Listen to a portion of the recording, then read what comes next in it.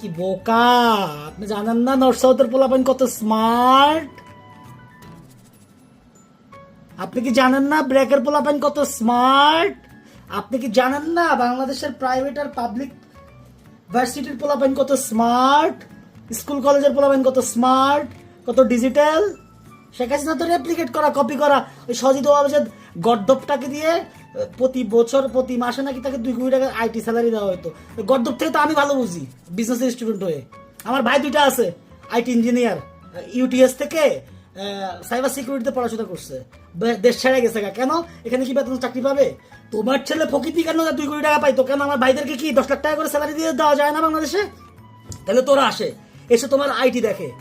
কিসের IT? IT তোমরা কাজ করছো, ফাইজলামি করো আমার সাথে। এগুলো আমার সাথে চলবে না। কারণ কি জানো, আমি এখন ফয়সাল ক্যারেক্টারে আছি। ফয়সাল ক্যারেক্টার কি জানো?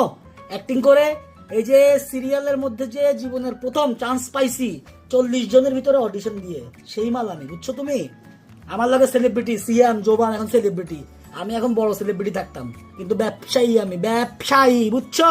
তুমি যে কাকে টাকা দাও, বিএনপির কোন নেতাকে যে তুমি টাকা দাও ব্যবসার জন্য, আদম ব্যবসার জন্য, এগুলো কিন্তু সব আমি জানি।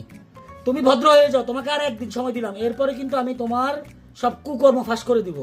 তখন কিন্তু আওয়ামী লীগও তোমার বাঁচাইতে পারবে না। মেজাজ খারাপ করে ফেলছে না।